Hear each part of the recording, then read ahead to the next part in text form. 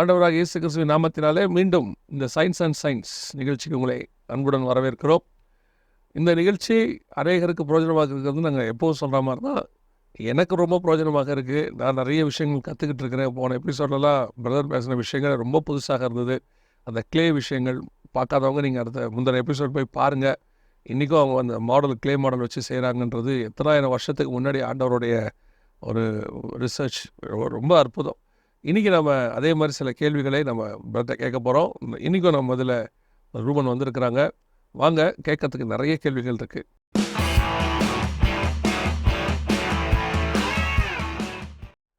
Price Lord brother. Praise Lord. Thanks for coming. உங்கள் இன்விடேஷனுக்கு ரொம்ப தேங்க்ஸ். இன்றைக்கி ஒரு மிக முக்கியமான கேள்விகளுக்குள்ளே நம்ம கடந்து போக போகிறோம். இன்றைக்கி நம்ம என்ன நேயர்கள் கேட்டிருக்கிற முதல் கேள்வி என்ன இன்றைக்கி நம்ம? ஸோ இந்த கேள்விகளுக்கு போகிறதுக்கு முன்னாடி ஒரு இன்ட்ரொடக்ஷன் பார்த்தோம். பெர்னார்ட் ஷாண்ட் ஒரு ஃபிலாசபர் இருந்தார். அவர் ஒரு விஷயம் எழுதியிருக்காரு. Beware of false knowledge, it is more dangerous than ignorant. Okay, அதாவது தப்பான விஷயங்களை அரைகுறையை தெரிந்து கொண்டு இருப்பதை விட தெரியாமல் இருக்கிறது பெட்டர்.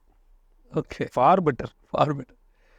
தெரிஞ்சிக்காமல் இருந்து ஒன்று தெரியல கூட பரவாயில்ல, அரைகுறையாக தெரிஞ்சுட்டு அதை ஒரு கன்க்ளூஷனுக்கு வந்துட்டு நீங்கள் எங்கே வரீங்கன்னு எனக்கு புரிஞ்சிருச்சு. இன்றைக்கி எபிசோடு எங்கே போகுதுன்னு தெரியுது. சரி பிரதர். ஸோ நம்ம போன எபிசோட்ஸில் ஆதியாகமத்துடைய க்ரியேஷனை பற்றியும் அதனுடைய கன்சிஸ்டன்சி, காடு பண்ணது அவ்வளோ ரீசனிங்காக அவர் எழுதி கொடுத்துருக்காருங்கிறதையும் பார்த்தோம். க்ரியேஷனில் அரைகுறையாக தெரிஞ்சுக்கிட்டு பேசுகிறவங்கள தான் நீங்கள் ஆரம்பத்தில் நம்ம பார்த்துக்கிட்டே இருக்கிறோம் இல்லையா? அது ஒரு வசனத்தை தெரிஞ்சுக்கிட்டு ஒரு வசனத்தை பார்க்காம அவர் எழுதி கொடுத்த முழுமையும் படித்து கொள்ளாமல், ஆமாம், அந்த அரைகுறையாக படிச்சுட்டு அதுக்கப்புறம் அவரே இல்லைங்கிறது சரி ஒரு இக்கட்டான சூழ்நிலைக்கு மனுஷங்களை தள்ளிடுது. இந்த மாதிரி ஒரு ஒரு புரிதல் இல்லாமல் ஒரே ஒரு கேள்வியை கேட்டு அதனால் விசுவாசத்தை விட்டு போனவங்க நிறைய பேர் இருப்பாங்க. அது ரொம்ப அன்ஃபார்ச்சுனேட். நம்ம 2 எபிசோடில் பார்த்ததுலேயே இவ்வளோ இருக்குன்னா இன்னும் எவ்வளோ இருக்கும்? எனக்கு தெரிஞ்ச ஒரு சில விஷயங்களை தான் நான் பேசுகிறேன். எனக்கு தெரியாமல் எவ்வளோ விஷயம் இருக்குது. உண்மை எனக்கு பைபிளில் தெரியுமான்னு கேட்டால் ஏதோ 1-2 விஷயங்கள் தெரியும், அவ்வளோதான். க்ரியேஷனை பற்றியே சொல்லணும்னாலுமே இன்னும். ஆனால் அது ஒரு இல்லை, பைபிளை முழுமையாக தெரிஞ்சிக்கவே முடியாது. No chance. தெரிஞ்சிக்க ஆசைப்படலாம், எனக்கு அது மாதிரி பண்ணுறேன்ப்பா, தெரிஞ்சுக்கணும்னு நினைக்கலாம். ஆனாலும் முழுமையாக தெரிஞ்சுக்கிட்டவங்க யாரும் இருக்க முடியாது, சான்ஸே. இது எப்படி ஒரு எக்ஸாம்பிள் மூலமாக புரிஞ்சுக்கலாம் அப்படின்னா, எப்போவுமே நம்ம காடுடைய கெப்பாசிட்டியிலேருந்து அவர் என்ன பண்ணியிருப்பாருன்னு பார்க்கணும். நம்ம கெப்பாசிட்டிலேருந்தே பைபிள் பார்க்கவே கூடாது. அவருடைய க்ரியேட்டிங் கெப்பாசிட்டியும் புரிஞ்சிக்க முடியாது. ஒரு சின்ன எக்ஸாம்பிள் பாருங்களேன். இப்போ நான் இருக்கேன். நான் சென்னையில் இருக்கிற அண்ணா சாலையில் ஒரு இடம் வாங்கணும்னு நினைக்கிறேன். அது முடியுமான்னு கேட்டால் சாத்தியம் இல்லாத ஒரு விஷயம். இந்த லொக்கேஷனை மாற்றிப்போம். எல்லாருக்கும் வேற ஒரு இடம் தான் ரொம்ப ஆசை. துபாய் புர்ஜ் கலிஃபாவில் இடம் வாங்குறது, வீடு வாங்குறது தான் இப்போ எல்லாருக்கும் ரொம்ப ஆசையாக. அது கற்பனை கூட பண்ண விஷயம். சரி, நம்ம நினச்சா முடியாது, அது கற்பனையை கூட பண்ண முடியாத விஷயம் அது. இப்போ நீங்கள் யோசிச்சு பாருங்கள். பில்கேட்ஸ் இருக்கார். நான் இதுக்காக கொஞ்சம் அவருடைய வெல்த்தை பற்றி படித்தேன். இந்த வருஷம் செப்டம்பர் 2024 படி அவருடைய வெல்த் பார்த்திங்கன்னா $138 பில்லியன். நம்ம ரூபாய்க்கு பார்த்திங்கன்னா 11.5 லட்சம் கோடி. 11.5 லட்சம் கோடி. சரி பிரதர். இப்போ இவர் அண்ணா சாலையில் வாங்கணும்னு நினைக்கிறாரு. புர்ஜ் கலிஃபா வாங்கணும்னு நினைக்கிறாரு. வெறும் 20-25,000 மைக்ரோசாஃப்ட் ஷேரை மாற்றி அரை மணி நேரத்தில் வாங்கிடலாம். இப்போ என்னுடைய தகுதிக்கு அது கற்பனை பண்ண முடியாத விஷயம். பில்கேட்ஸ் தகுதிக்கு அது ஒன்றுமே கிடையாது. அதே மாதிரி நம்ம சயின்டிஃபிக்குடைய அறிவுக்கு கற்பனை பண்ண முடியாத விஷயம். கடவுளுடைய ஞானத்துக்கும் கடவுளுடைய கெப்பாசிட்டிக்கும் அதெல்லாம் ஒன்றுமே இல்லை. நம்ம மிக பெருசாக நினைக்கிற ஒரு விஷயத்த அவர் வியூலேருந்து பார்க்கணும் நம்ம. எக்ஸாக்டாக. அப்போ பார்த்தா அது ஒன்றும் இல்லாதவே நமக்கு தெரியும். ஒன்றுமே சின்ன விஷயம். இது மாதிரி 1000 விஷயத்தை கூட அவரால் பண்ண முடியும். அவ்வளோ கெப்பாசிட்டி இருக்கிற ஆள் தான் தேவன். இதில் இன்னொரு விஷயம் பார்ப்போமே. ஒரு சில வருஷத்துக்கு முன்னாடி ஆக்ஸ்ஃபோர்டு யூனிவர்சிட்டியில் PhD பண்ணுற ஆண்ட்ரூ பார்க்கர் அப்படின்ட்டு ஒருத்தர் இருக்கார். அவருடைய ஸ்பெஷலைசேஷன் பார்த்திங்கன்னா பயோலூமினசன்ஸ். அந்த உயிரினங்கள்லேருந்து லைட் வர்ற உயிரினம் இருக்கு இல்லையா, அதுதான் அவருடைய ஸ்பெஷலைசேஷன் சப்ஜெக்ட். இவர் ஒரு நாத்திகர், கடவுளை நம்பாதவர், பைபிளை படித்ததும் கிடையாது. அவர் பேர் கிறிஸ்தவராக இருந்தால் கூட அவர் பைபிள்லாம் படிச்சது கிடையாது. திடீர்னு ஒரு நாள் யாரோ ஏதோ ஒன்று சொல்கிறாங்க, ஜெனிசிஸ் எடுத்து படிக்கலான்னு படிக்கிறார். இவர் வந்து லைட் பயோலுமினசன்ஸில் எக்ஸ்பர்ட், அதுதான் பிஹெச்டியே, ஆக்ஸ்ஃபோர்டில் பிஹெச்டி. இவர் படிக்கும்போது 1ஆம் அதிகாரத்தில் 3வது வசனத்தில் படிக்கிறார். ஆண்டவர் சொல்கிறார், லெட் தேர் பி லைட். இவருக்கு என்ன ஒரு பெரிய விளங்கி கொள்ள முடியாத ஒரு விஷயம்னா, இவர் கடவுள் எழுதினாருன்னே அதை நம்பலை. பைபிள் ஆண்டவர் எழுதி கொடுத்த புக்குண்டே அவர் நம்பலை. ஒரு பழைய காலத்து ஒரு ஏன்ஷியன்ட் டேஸில் இருந்த ஒரு ஹீப்ரூ ரைட்டருக்கு லைட் இல்லாமல் எதுவுமே பண்ண முடியாதுங்கிறது எப்படி தெரிஞ்சிச்சு? மோசையை குறித்து மோசே, அவர் மோசை எழுதியிருக்காரு நினச்சிக்கிட்டாரு. அவருடைய கணக்கில் ஒரு மனுஷன் ஃப்ளூக்கில் சான்ஸில் எழுதியிருக்காரு. அதான் அவருடைய அண்டர்ஸ்டாண்டிங். அதுக்கப்புறம் மீதியெல்லாம் படிக்கிறார் சீக்வன்ஸாக படித்து பார்க்கும்போது ஒன்றும் இல்லாமல் இன்னொன்று வர முடியாது. அந்த சீக்வன்ஸில் ரொம்ப ரொம்ப அக்யூரேட்டாக இந்த சயின்ஸை வச்சு புரிஞ்சிக்க விஷயங்கள் அந்த சீக்வன்ஸ் ரொம்ப ரொம்ப அக்யூரேட்டாக இருக்குது. அடுத்தடுத்த விஷயங்கள், அடுத்த விஷயங்கள் எல்லாத்தையும் அவர் என்ன பண்ணுறாரு, அவர் ஆண்டவரை நம்பலை, கடைசி வரைக்கும் நம்பலை. ஆனால் இதை புரிஞ்சிக்க முடியாத விஷயங்கிறது ரொம்ப அற்புதமான சயின்டிஃபிக்காக எப்படி இது அக்யூரேட்டாக இருக்குது அப்படிங்கிறத ஜெனிசிஸ் எனிக்மா அப்படின்ற ஒரு புக்கே எழுதுறாரு. அதாவது காட்ஸோடைய கிரியேஷன் நம்ம சொல்கிறது சயின்டிஃபிக்கலி அவங்களுடைய ஃபார்முலாவுக்கு கரெக்டாக இருக்குது, அக்யூரேட்டாக இருக்குது. வாவ். அதை இவரால் நம்பவும் முடியல. எப்படி ஒரு பழைய காலத்து ஒரு மனுஷன் இவ்வளோ பெரிய விஷயத்தை எழுதினாரு அப்படின்றத அவர் நம்ப முடியல. ஆனால் அக்யூரேட்டாகவும் இருக்குது. ஜெனிசிஸ் எனிக்மான்னு ஒரு புக்கே எழுதுறாரு. ஆனால் அவர் கடைசி வரைக்கும் ஆண்டவர் ஏற்றுக்கல. இப்போ ஏற்றுட்டாரான்னு எனக்கு தெரியல. ஆனால் அந்த புக்கு எழுதி முடிக்கிற வரைக்கும் அவர் ஏற்றுக்கல. நான் ஒரு விஷயத்தை ரொம்ப இதில் நான் ஒரு நம்புகிறேன் பிரதர். என்னென்னா 2 காரியம் அதில் இருக்குது. ஒன்று வந்து ஒரு ப்ரூஃபோ எவிடன்ஸோ இது கொடுக்கக்கூடியது ஒரு மனுஷனுக்கு என்லைட்மெண்ட் கொண்டு வரும். அவனுக்கு வந்து ஒரு வெளிச்சத்தை கொண்டு வருமே ஒழிய ஒரு நாளும் அவனை மாற்றாது. அது அவனை மாற்றுறது கர்த்தரை அவன் நம்புறது விசுவாசத்தின் அடிப்படையில் மட்டும்தான் இருக்குது. எக்ஸாக்டாக. ஏன்னா ப்ரூஃப் கொடுத்து ஒருத்தர் மாறிறான்னா இன்றைக்கி எல்லா சயின்டிஸ்ட்டுமே மாறி இருக்கணும். நம்மளுக்கு யோசிக்கிற முடிகிற விஷயத்த இவங்களுக்கு யோசிக்க முடியாதா? முடியும். ஆனால் பண்ண மாட்டேன்றாங்க. அவங்களுக்கு அந்த தேவ வெளிச்சம் அவங்களுக்கு இல்லைன்னு நான் நினைக்கிறேன். ட்ரூ இல்லையா? ட்ரூ. அப்போது ஆனால் இதே நேரத்தில் இன்னொரு காரியத்தையும் பார்க்குறேன். வேலஸ்ன்னு ஒருத்தர், நீங்கள் எல்லாருக்கும் தெரிஞ்ச விஷயம் தான். வேலஸ்ன்னு ஒருத்தர், அவர் வந்து ஒரு தடவை ட்ராவல் பண்ணும்போது இதே மாதிரி ஒரு சயின்டிஸ்ட்டு தான் அவர் வந்து மிகப்பெரிய எழுத்தாளர் அந்த வேலஸ். அவரை வந்து இவர் சொல்கிறாரு, நீங்கள் ஏன் ஒரு புஸ்தகம் பைபிள் தப்புன்றதை ப்ரூஃப் பண்ணுற மாதிரி ஏன் ஒரு கதை பண்ணிடக்கூடாது அப்படின்னு சொல்கிறாரு. அதுக்கு தான் அவர் பைபிள் படிக்க ஆரம்பிக்கிறார் வேலஸ். ஓகே. அவர் பைபிள் படித்து முடித்த பிறகு அவர் ஒரு முடிவுக்கு வராரு, இயேசு கடவுளாய் மட்டும்தான் இருக்க முடியும் அப்படின்னு சொல்லி அவர் எழுதுனதா பென்ஹருங்கிற புக்கு. ஓ ஓகே. பென்ஹருங்கிற புக்கு அதுக்கப்புறம் 1950s மூவிஸாக எடுத்து அந்த ஆஸ்கார் அவார்டு வாங்கி ரொம்ப ஃபேமஸ்.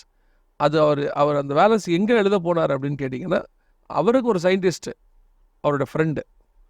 ஸோ இவர் பைபிளை படித்த விதத்துக்கும் இப்போ நீங்கள் சொன்னவர் படித்த விதத்துக்கும் வித்தியாசம் இருக்குது. ஆனால் 2 பேருமே கண்டுக்கிட்டாங்க. அவரும் உண்மையை புரிஞ்சிட்டாரு, இவரும் உண்மையை புரிஞ்சிட்டாரு. ஆனால் இவர் அக்செப்ட் பண்ணிக்கிட்டாரு. அது விசுவாசத்தின் அடிப்படை. அதுதான் இருக்கிறதுலே ரொம்ப இம்பார்ட்டன்ட். இந்த நிகழ்ச்சியை பார்க்குறவங்களுக்கும் சொல்கிறோம், இதன் மூலமாக நாங்கள் வந்து இயேசு கிறிஸ்து தான் காடுங்கிறத ப்ரூஃப் பண்ணி அந்த இதெல்லாம் இல்லை. இயேசுவை இது இல்லாமையும் நீங்கள் ஏற்றுக்கொள்ள முடியும். இயேசு கிறிஸ்துவை விசுவாசத்தின் அடிப்படை. அவர் வந்து நமக்காக மரித்தார், உயிரோடு கூட எழுந்தார், மீண்டும் வரப்போகிறார். அவர் தேவனுடைய குமாரன். அதில் எந்த மாற்று கருத்தும் இல்லை. இது வேதத்தினுடைய வசனத்தினுடைய அந்த மகத்துவத்தை எடுத்து சொல்கிறதுக்கான ஒரு விஷயமாக தான் நம்ம எக்ஸாக்டாக. அதாவது சொல்லணுன்னா, இவ்வளோ ப்ரூஃப் கொடுத்தாலும் நம்பாதவன் என்ன சொல்லுவான்? 10 பாயிண்ட் நீங்கள் சொல்லுவீங்க, 11வது பாயிண்ட் எடுத்து சொல்லுவான். அதாவது ஏற்றுக்கொள்ள வேணாம்னு முடிவு பண்ணிட்டார். ஏற்றுக்கொள்ள வேணான்னு முடிவு ஒருத்தர் சாய்ஸாக அது முடிவாக பண்ணிட்டார் அப்படின்னா, ப்ரூஃப் சொன்னாலும் அவர் இன்னொரு ப்ரூஃப் கேட்பார். ஸோ இப்போ அடுத்த ஒரு விஷயம் ரீசனிங்காக நம்ம சொல்கிறோம். என்னென்னா, பைபிளோடைய கன்சிஸ்டன்சி, அதனுடைய நம்பகத்தன்மை. ஒருவேளை நீங்கள் பாருங்களேன், பைபிள் எழுதுகிறவங்க ஒரு ஆத்தர் கிடையாது, பல ஆத்தர்ஸ். ஆதி ஆகமத்தில் இருந்த கன்சிஸ்டன்சி நம்ம முந்தி ஒரு டைம் பேசணும். வெளிப்படுத்தல் வரைக்கும் ரொம்ப அக்யூரேட்டாக இருக்கும், ஒரே லைனில் போகும். ஒருவேளை இந்த புக்கை ஒரே ஒருத்தர் எழுதி கொடுத்துருந்தாருங்கிற பட்சத்தில் அதை விட இதனுடைய ரீசனிங், அதனுடைய வேல்யூ வந்து ஜாஸ்தி. பல பேர் சொல்லியும் கன்சிஸ்டண்ட்டாக இருக்குது. அதில் உள்ள ஒரு 39 பேர் எழுதியிருக்கிறாங்கன்னு நம்ம சொல்கிறோம். ஆமாம் 1400 வருஷத்துக்கு இடைப்பட்ட காலத்தில் எழுதியிருக்கிறாங்கன்னு சொல்கிறோம். ஆமாம், அத்தனை பேரும் ஒரே விஷயத்த சொல்லி ஒரே விஷயத்தை அக்யூரேட்டாக சொல்லியிருக்காங்க. அக்யூரேட்டாக சொல்லியிருக்காங்க. ஏன்னா வசனமானது ஆண்டவருடைய ஆவியானவருடைய இன்ஸ்பிரேஷனுங்கிறது நம்மளுக்கு நல்லா தெரியும். எல்லாம் கரெக்டாக சொல்லியிருக்காங்க. அதுக்கு ஒரு சில ஆதாரங்களில் ஒரு சில பாயிண்ட்ஸ் நம்ம பார்க்கணும். இந்த அக்யூரசிக்கு. இந்த அக்யூரசி ஓகே. 1922 வருஷம் ஃப்ரெட்மேன் அப்படின்ட்டு ஒரு சயின்டிஸ்ட், ஒரு ஆஸ்ட்ரோஃபிசிஸ்ட், அவர் எயின்ஸ்டீனுடைய ஃபீல்டு தியரியை எடுத்து இந்த ஃபீல்டு ஈக்குவேஷனை வச்சு வானத்துடைய அளவை மெஷர் பண்ண முடியாதுங்கிறத சொல்கிறார். அதாவது நம்ம எவ்வளோதான் அது வந்து போய்கிட்டே இருக்குது, எக்ஸ்பேண்ட் ஆகிட்டே இருக்குது, அதை மெஷரே பண்ண முடியாது. அது வரைக்கும் மெஷர் பண்ணலான்னு நம்பிட்டு இருந்தாங்க. அதுக்கு முன்னாடி கொஞ்சம் மெஷர் பண்ணி எவ்வளோதான் இருக்குன்ட்டு கணக்கு போட்டுகிட்டே இருந்தாங்க. ஏதாவது ஒரு ஈக்குவேஷன் வச்சு ஓரளவுக்கு மெஷர் பண்ணிக்கலான்ட்டு. சரி, மெஷரே பண்ண முடியாதுங்கிற இதை அவர் தியரட்டிக்கலாக ப்ரூஃப் பண்ணது 1922 வருஷம் 1922 தான் ப்ரூஃப் பண்ணுறாரு. சரி, ஏன்னா அது விரிவு அடைஞ்சிட்டே போயிட்டு இருக்குங்கிறத அந்த அனாலஜியை வச்சு ப்ரூஃப் பண்ணுறது. இப்போ ஒரு 2600 வருஷம் பேக் போகிறோம். எரேமியாவுடைய புஸ்தகத்தை எடுத்து படித்து பார்ப்போம். எரேமியா 31-37. கர்த்தர் சொல்லுகிறது என்னவென்றால், மேலே இருக்கிற வானங்கள் அளக்கப்படவும் கீழே இருக்கிற பூமியின் அஸ்திபாரங்கள் ஆராயப்படவும் கூடுமானால். இப்போ இதில் நம்மளுக்கு என்ன சொல்ல வர்றாரு ஆண்டவர் அப்படின்னா, வானத்தை அளக்கவே முடியாது. இதை 2600 வருஷத்துக்கு முன்னாடியே சொல்லிட்டாரு. 2600 வருஷத்துக்கு முன்னாடி இவங்க சொல்லக்கூடிய சயின்ஸ் எல்லாம் இல்லாத காலகட்டத்தில் இவங்க அதான் சொல்கிறாங்க. இப்போ தான் அறிவியல் வளர்ச்சி வந்திருக்கு அப்படின்னு சொல்கிறாங்க இல்லையா? அதுக்கு ஒரு 2600 வருஷத்துக்கு முன்னாடியே ஆண்டவர் சொல்லிட்டாரு, பூமியை வானத்தை வந்து அளக்கவே முடியாது அப்படின்னு. ஏசாயா 40:22. அவர் பூமி உருண்டையின் மேல் வீற்றிருக்கிறார். பூமி உருண்டைங்கிறதெல்லாம் கற்பனை கூட அது இப்போ பண்ணாங்களாங்கிறது நம்மளுக்கு தெரியாது. இது BC 2700 வருஷத்துக்கு முன்னாடி. ஆமாம், இந்த பூமி உருண்டையை பற்றி ஒரு பெரிய தியரி, கான்ஸ்பிரசி தியரி, அந்த தியரி இந்த தியரி நிறையா இருக்குது. என்ன அப்படின்னு கேட்டிங்கன்னா, இந்த பூமி உருண்டைன்னு முதல்ல கண்டுபிடிச்சது யாருன்னு சொல்லுவாங்கன்னா, கலீலியோவை பற்றி தான் சொல்லுவாங்க. ஏன்னா அவர் தான் ஃபஸ்ட்டு டெலஸ்கோப் கண்டுபிடிச்சார். அவர் பூமி உருண்டைன்னு கண்டுபிடிச்ச பிறகு, நான் இது வழியாக இன்னொரு மெசேஜ் உங்களுக்கு சொல்ல விரும்புகிறேன், வேற ஒன்றும் இல்லை. கண்டுபிடிச்ச பிறகு அவரை அன்னைக்கு உள்ளதான மதவாதிகள், கிறிஸ்தவ மதவாதிகள் என்ன பண்ணிட்டாங்கன்னா, அவரை சிறைச்சேதம் பண்ணிட்டாங்க. சயின்டிஸ்டுக்கெல்லாம் அன்றைக்கி அவங்க ஒரு விதமான கட்டுப்பாடுகள் விதித்து, சயின்டிஃபிக்கல் தியரி எதையுமே நம்ம வந்துட்டு நீங்கள் வெளியிடக்கூடாது, அதை முதல்ல கொண்டு வந்து கவுன்சில்கிட்ட கொடுக்கணும், கவுன்சில் பார்த்து அப்ரூவ் பண்ணணும். என்ன காரணம் அப்படின்னு கேட்டால், அவங்க சொன்னது பூமி உருண்டை இல்லை, பூமி தட்டை. அவங்க நம்பிக்கை அன்றைக்கி இருந்துச்சு. அதாவது வசனத்தை படிக்காத கிறிஸ்தவர்கள் நம்பிக்கை அது. மதவாதிகள் அவங்க தானே. அவங்க வந்துட்டு வசனத்தை சரியாகவும் படிக்காமல் தங்களுக்குன்னு ஒரு கொள்கையை வச்சுக்கிட்டு, அந்த கொள்கையின் மேலே ஒரு ராஜ்யத்தை கட்டிக்கிட்டு, அது மேலே உட்காந்துக்கிட்டு அதில் அவங்க ஆட்சி பண்ணிக்கிட்டு இருக்கிறாங்க. அப்படி செய்யக்கூடியதான அந்த மதவாதிகள் அன்னைக்கு வந்துட்டு கலீலியோவை பிடிச்சி சிறைச்சேதம் பண்ணியாச்சு. ஸோ அதிலிருந்து சயின்டிஸ்ட் இது ஒரு தியரி இருக்குது. அதிலிருந்து இந்த கிறிஸ்தவத்துக்கு எதிராக சயின்ஸை திருப்பிட்டாங்க. சயின்ஸும் கிறிஸ்டியானிட்டியும் எங்கே மோத ஆரம்பிச்சதுன்றதுக்கான ஒரு கான்செப்ட் அது. ஓகே. அப்போ தான் சயின்ஸ் வந்து என்ன சொல்லுதுன்னா, இந்த கிறிஸ்தவம் வந்து சயின்ஸுக்கு அகெயின்ஸ்டாக இருக்குது நம்ம அப்படின்னு சொல்லி அதிகப்படியாக கிறிஸ்தவத்துக்கு எதிராக சயின்ஸ் மாறினது அப்போ தான் சொல்லுவாங்க. ஒரு பெரிய குரூப் உருவானாங்க அப்படின்னு சொல்லுவாங்க. ஆனால் இந்த வசனம் 2700 வருஷத்துக்கு முன்னாடி இருக்கு. எப்படி சயின்டிஸ்டில் அறகுற பிரச்சனைகள் இருக்கோ, நம்மள்கிட்டே அது பிரச்சனை இருக்குது. ஒன்றும் நம்மளுக்கு முழுசாக தெரியாதுங்கிறத நம்ம புரிஞ்சுக்கணும். அதை நம்ம ஏற்றுக்க மாட்டாங்க நிறைய பேர். இவங்களாம் ஒரு தியரியை உண்டாக்கிக்கிறாங்க. ஆமாம், அந்த தியரிக்கு ஏற்ற மாதிரி வசனத்தை மாற்றிக்கிறாங்க சில இடத்துல. கரெக்ட் இல்லையா? முன்னாடியும் பின்னாடியும் வசனத்தை கட் பண்ணிட்டு துண்டா நடுவில் எடுத்துப்பாங்க, அதை டாக்டரினாக மாற்றுவாங்க.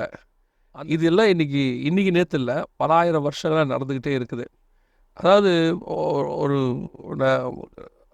இதில் சொல்லுவாங்க, பெரிய ஊழியக்காரங்களாம் சொல்லுவாங்க, அதாவது பேலன்ஸ் தியரின்னு சொல்லுவாங்க.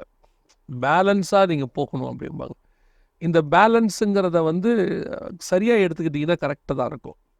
அநேகர் இந்த மாதிரி இயேசுவை ஏற்றுக்கொள்ளாமல் போனதுக்கும் காரணமாக இருக்குது.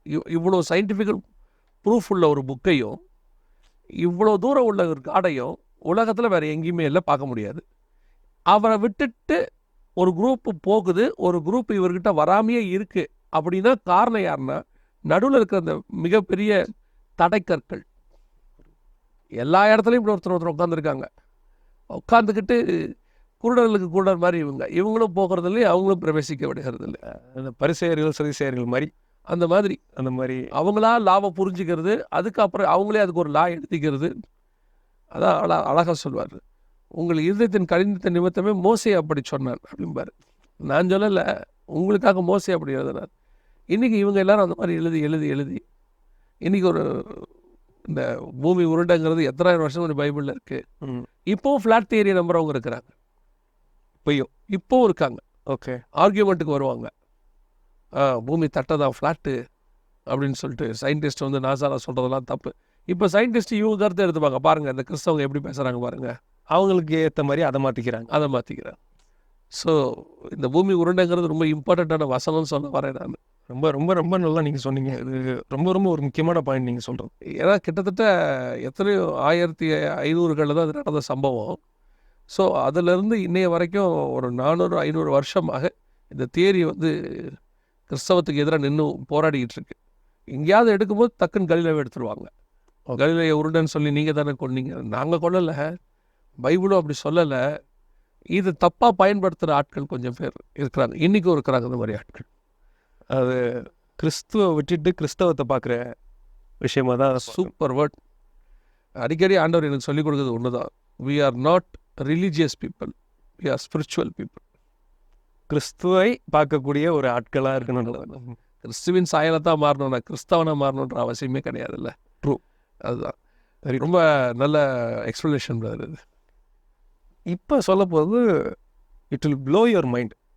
நம்ம மைண்டை வந்து இதை ஒரே ஒரு வசனம் போதும் இந்த பைபிளை ஒருத்தன் நம்புறதுக்கு. இது எங்கே இருக்குன்னு பார்த்தீங்கன்னா யோபு 26:7. அவர் உத்திர மண்டலத்தை வெட்ட வெளியிலே விரித்து பூமியை அந்தரத்திலே தொங்க வைக்கிறார். இதை இங்கிலீஷ்லேயும் வாசிக்கிறேன், அது இன்னும் நல்லாயிருக்கும். He spreads out the northern skies over empty space. He suspends the earth over nothing. ஒரு அந்தரத்தில் அதை மிதக்க விட்டார். சஸ்பென்ஸ்னால் மிதக்க விடுறது தானே. எந்த வித ஒரு கீழே ஒரு சப்போர்ட்டும் இல்லாமல் அந்தரத்தில் மிதக்க விட்டார் பிளானட்டை, எர்த்தை. இது வந்து என்னுடைய மைண்டுக்கு என்னோட கற்பனைக்கு மீறி ஒரு விஷயமாக தான் அதை நான் பார்க்குறேன். இதனுடைய இந்த ஒரு வசனம் போதும் ஒருத்தர் நம்புறதுக்கு, இந்த பைபிளை நம்புறது. அதாவது 4000 இயர்ஸ்க்கு முன்னாடி யோபு வந்து மோசே காலத்துக்கு முற்பட்டவர். ஓகே, ஏன்னா மோசே தான் யோபு புக்கு எழுதுனது. ஓகே. அந்த சுமேரியன் சிவிலைசேஷன் பீரியடில் உள்ளவர் தான். ஈராக்கில் சுமேரியன் சிவிலைசேஷன் ஃபார்ம் ஆகும்போது இவர் வந்து இப்போ சொல்கிறாங்க நம்ம இதில் கிட்ட ஈராக் கிட்ட இருந்தவர் தான் நம்ம யோபு அப்படின்னு சொல்கிறாங்க. யோபுவின் கல்லறைகள் அங்கே இருக்குன்னுலாம் சொல்கிறாங்கன்னு வச்சுக்கோங்களேன். 3000 to 3500 இயர்ஸ் கேப் அந்த காலகட்டத்தில் தான். அதாவது இஜிப்சியன் இதிலேருந்து இவங்க எக்ஸைல் ஆகிற போது அந்த காலகட்டத்தில் ஒரேவர் தான் யோபு அப்படின்னு சொல்லப்படுது. ஆபிரகாம் காலத்துக்கும் இந்த காலத்துக்கும் இடைப்பட்டவர் அப்படின்னு சொல்கிறோம். அன்னைக்கு எப்படி இவ்வளோ பெரிய சயின்டிஃபிக்கல் ப்ரூஃப் கிடைக்கும்? கற்பனை கூட பண்ண முடியாது. ஒரு கற்பனை மீன்ஸ் ஒரு 0.1% கூட யோசிக்க முடியாது ஒருத்தர். எனக்கு ஒரு சம்பவம் ஞாபகம் வருது பிரதர். நிலாக்கு போனாங்களே 3 பேர். ஆமாம், போயிட்டு வந்த 3 பேரில் ஒருத்தர் ஆண்டவர் ஏற்றுக்கிட்டார். ஓகே, நீல் ஆம்ஸ்டாங் கூட இன்னும் 2 பேர் போனாங்க, யூரிகாரன் ஒருத்தர் போனாங்க. போயிட்டு வந்தோம் ஆண்டவர் ஏற்றுக்கிட்டார். ஒரு கட்டத்தில் அவர் ஏற்றுக்கிட்டதுக்கு ரீசன் சொன்னார், நான் நிலாவில் இருந்து அப்போ பூமியை பார்த்தேன். இந்த இப்போ எப்படி நிலா வானத்தில் சும்மா அந்தரத்தில் இருக்கு, அதே மாதிரி பூமி எனக்கு அந்தரத்தில் இருக்குது. அதில் தான் நான் இத்தனை வருஷம் இருந்தேனா? பிரமிப்பாக இருக்குது, எப்படி இது கீழே விழுகாமல் இருக்குது. அதில் தான் நான் இருந்தேனான்ட்டு அவர் அதில் வச்சு தான் அக்செப்ட் பண்ணியிருக்கிறாரு. இவர் வந்து இது நடந்தது 1960s. இப்போ இந்த வசனம் வந்து 4000 இயர்ஸ் பேக். எனக்கு இதை ஃபஸ்ட்டு நான் படிக்கும்போது எனக்கு ரொம்ப பிரமிப்பாக இருந்துச்சு. எவ்வளோ ஒரு ஒரு மனுஷங்க போராடி கண்டுபிடிச்ச விஷயத்த ஜஸ்ட் லைக் தட் சொல்லிட்டு போயிட்டார். ஒரு பிரமிப்பாக இருக்குது. இதில் என்ன நம்ம இன்னும் பிரமிக்கத்தக்க ஒரு விஷயம் என்னென்னா, இந்த 3 பேர் இப்போ 3 பாயிண்ட் நம்ம பார்த்தோம். 3 பேருக்கும் சம்மந்தமே கிடையாது. ஓகே, வெவ்வேறு காலகட்டத்தில் வந்தோம். எரேமியா வேறு காலகட்டம், ஏசாயா வேறு காலகட்டம், யோபு வேறு காலகட்டம், ஜெனிசிஸ் வேறு காலகட்டம். ஆமாம், இதை ஒரு லைன் போட்டிங்கன்னா 100% ஒரே சீக்வன்ஸில் போகிறத நம்ம பார்க்கலாம். அத்தனை பேரும் ஒரே விஷயத்தை எழுதியிருக்காங்க. இது சொல்லும்போது நான் இன்னொன்று சொல்லிட்டோமா, இவங்க எல்லாம் வெவ்வேறு நாட்டு சார்ந்தவங்க. கரெக்ட். மோசே ஒரு யோபு வந்து இந்த பக்கம் ஈஸ்ட்ல இருந்திருக்கார். கிழக்கத்திய புத்திரர்களில் தான் அவரை பற்றி சொல்லுது. ஓகே கிழக்கத்திய புத்திரர்னா ஈரான் இந்த சைடை சார்ந்தது தான். கிழக்கத்திய புத்திரர்கள் அவர் இருந்திருக்கிறார். ஓகே எரேமியா இதை சார்ந்தவர், நேபுகாத் நேச்சார் பீரியடை சார்ந்தவர். ஏசாயா உசியா ராஜாவுடைய காலத்தை சார்ந்தவர். இவங்க எல்லாரும் வெவ்வேறு காலகட்டத்தை சார்ந்தவங்க. வெவ்வேறு ஜெனிசிஸ் வந்து எங்கேயோ இருக்கு. என்ன ஒரு எனக்கு இன்னும் பிரமிப்பாக இருக்குது.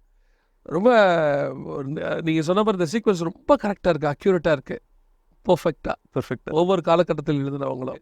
இது கூட இன்னும் மாதிரி வேறு ஏதாவது இருக்குது? இன்னும் நிறையா இருக்குது. இன்னும் ஒன்று சொல்லலாம் இந்த எபிசோடில். மீதி ஒரு சில பாயிண்ட்ஸை நெக்ஸ்ட் எபிசோடில் நம்ம பார்க்கலாம். ஸ்டார்ஸை வந்து கவுண்ட் பண்ண ஆரம்பித்தாங்க. முந்தைய காலத்து மனுஷங்கள் இதை கவுண்ட் பண்ணி நம்பர் பண்ணிடலாம், எத்தனை ஸ்டார் இருக்குன்னு கவுண்ட் பண்ணிடலாம் அப்படின்றத யோசித்தாங்க. அதுக்கப்புறம் கலீலியோ வந்து ஒரு டெலஸ்கோப் கண்டுபிடிக்கிறாரு. அவர் ஃபஸ்ட்டு கவுண்ட் பண்ணி பார்த்ததுக்கும் அந்த டெலஸ்கோப்பை வச்சு பார்க்கும்போதும் 30,000 ஸ்டார்ஸ் எக்ஸ்ட்ரா இருக்கிறத சொல்கிறாரு. அகெயின் ஜாஸ்தியாக இருக்குது. ஓகே. அதுக்கப்புறம் ரொம்ப வளர வளர அப்புறம் தான் தெரியுது இதை கவுண்டே பண்ண முடியாது அப்படின்ட்டு. இப்போ பேக் திரும்ப ஜெனிசிஸ் 15:5 போவோம். அதே அவன் 15:5 அப்புறம் ஆண்டவர் சொல்கிறார், ஆபிரகாம்கிட்ட சொல்கிறார் ஆண்டவர், நட்சத்திரங்களை என்ன கூடுமானால் என்ன, உன் சந்ததி அவ்வண்ணமாக இருக்கும் அப்படின்னு சொல்கிறார். அப்படின்னு என்ன அர்த்தம்னா நட்சத்திரத்தை என்ன முடியாது, என்ன முடியாது அப்படின்னு அர்த்தம். இப்போ சொல்கிறாங்க நட்சத்திரத்தை என்னணும் அப்படிங்கிறதுக்கு ஒரு அனாலஜி சொல்கிறாங்க. ஒரு இதில் படித்தேன் நான். ஒரு கம்ப்யூட்டர் இருக்குது, அது ஒரு செகண்டுக்கு 10,000 கால்குலேஷன்ஸ் போடும் ஒரு செகண்டுக்கு. அந்த கம்ப்யூட்டர் 3 கோடி வருஷம் உட்காந்து கவுண்ட் பண்ணிகிட்டே இருந்தால் எவ்வளோ ஒரு நம்பர் வருமோ ஓரளவுக்கு ஸ்டார்ஸோட கவுண்ட்டை நம்ம கண்டுபிடிக்கலான்றாங்க. ஓரளவுக்கு 3 கோடி வருஷம் 10,000 கால்குலேஷன் ஒரு செகண்டில் ஒரு கம்ப்யூட்டர் ஓட்டுச்சுன்னா செகண்டுக்கு 10,000 கால்குலேஷன் போட்டு 3 கோடி வருஷம் அந்த மாதிரி இன்ட்டு 60 இன்ட்டு 24 இன்ட்டு 365 இன்ட்டு 3 கோடி வருஷம் 3 கோடி வருஷம் போட்டு வந்தால் ஓரளவுக்கு ஸ்டார்ஸை நம்ம எண்ண முடியும் அப்படிங்கிறாங்க. என்ன முடியுங்கிறாங்க. இப்போ நம்ம பார்வையே மாறணும் பிரதர். நான் சொல்கிறேன், இது வெறும் வாக்குத்தத்த வசனமாக மட்டும்தானே பார்த்துட்டு இருந்துருக்குறோம் நம்ம. கரெக்ட் இல்லையா? கரெக்ட். அதாவது நட்சத்திரங்களை என்ன குடும்பம் என்ன, உன் சந்ததி அவண்ணமாக இருக்கும் கத்திரவனையா, சந்ததியை பற்றி தானே பேசுகிறோம்.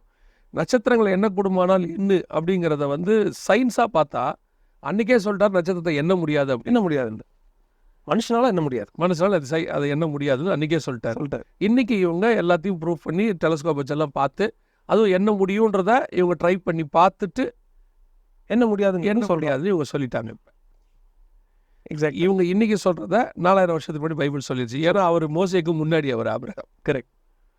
4000 வருஷம் 3500 வருஷம் 1500 வருஷம் 2000 வருஷமாக சொன்னவங்க அத்தனை பேரும் ஒரே அக்யூரேட்டாக ஒரே இதை சொல்லியிருப்பாங்க. சயின்ஸில் பேசியிருக்காங்க இல்லையா? பிரமிக்கத்தக்க விஷயம். அது எவ்வளோ பெரிய விஷயம்.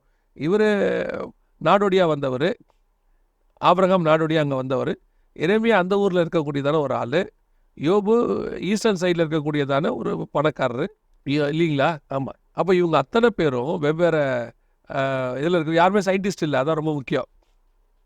இவங்க யாருமே பிஎஸ்சி கெமிஸ்ட்ரி எடுத்தோ பிஎஸ்சி ஃபிசிக்ஸ் எடுத்தோ படித்தவங்களாம் இல்லை. சயின்டிஸ்ட் கிடையாது, ஃபிலாசபர்ஸ் கிடையாது, எதுவுமே கிடையாது. இவங்க இன்னும் சொல்ல போனால் ஒரு வாதத்துக்கு சொன்னால் படிப்பறிவு இல்லாதவங்க. முக்கால்வாசி பேர் படிப்பறிவு இல்லாதவங்க. இவங்க அத்தனை பேரும் சயின்டிஃபிக்கலாக பேசியிருக்காங்க பர்ஃபெக்டான ஒரு விஷயத்தை. எக்ஸாக்ட்லி அக்யூரேட்டான ஒரு விஷயத்தை.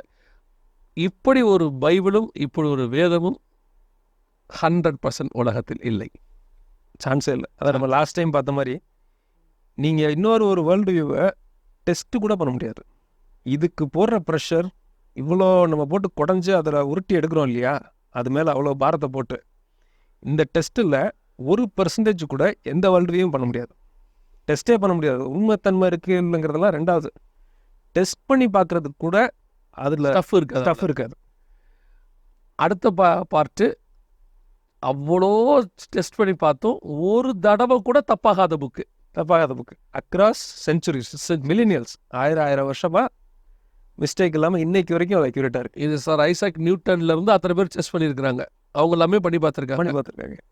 ஆல்பர்ட் ஐன்ஸ்டீன் வரைக்கும் இன்றைக்கி இருக்கிற எத்தனையோ சயின்டிஸ்ட் இவ்வளோ பேர் செக் பண்ணி இதுக்கு ப்ரூஃப் கொடுத்துருக்காங்க. ஆனால் இன்றைக்கி எங்கேயாவது ஒரு மூலையில் யூடியூப்பில் உட்காந்துக்கிட்டு கடவுள் இல்லை, இந்த பைபிள் தப்பு, இது எழுதுகிற தப்புன்னு சொல்லிட்டு இருக்கிறாங்க. சொல்லிட்டு இருக்கேன். Amazing brother, amazing God we have. ரொம்ப சந்தோஷம். இந்த பயணம், இந்த கேள்வி பதில் இன்னும் தொடரும். கர்த்தருக்கு சித்தமானால், வருகை தாமதிக்குமானால், நேரம் முடிவடைகிறது. நம்முடைய கர்த்தரை மகத்துவத்தை மகிமைப்படுத்துங்க, அவ்வளோதான். வேறு ஒன்றுமே செய்ய முடியாது. மகிமைப்படுத்துறதுக்கு தான் இவ்வளவோ. நினச்சி கர்த்தர் செய்த நன்மைகளுக்கு நான் எண்ணத்தை செலுத்த வேணும். சங்கீதக்காரர் சொன்ன மாதிரி நினச்சி துதிக்க தான் வேணும். ஸோ எங்களுக்காக ஜெபம் பண்ணிக்கொள்ளுங்க, பிரதருக்காக ஜெபம் பண்ணிக்கொள்ளுங்க. கர்த்தருக்கு சித்தமானால் இன்னொரு எபிசோட் வழியாக உங்களை சந்திக்கிறோம். God bless you. Thank you brother. Thank you.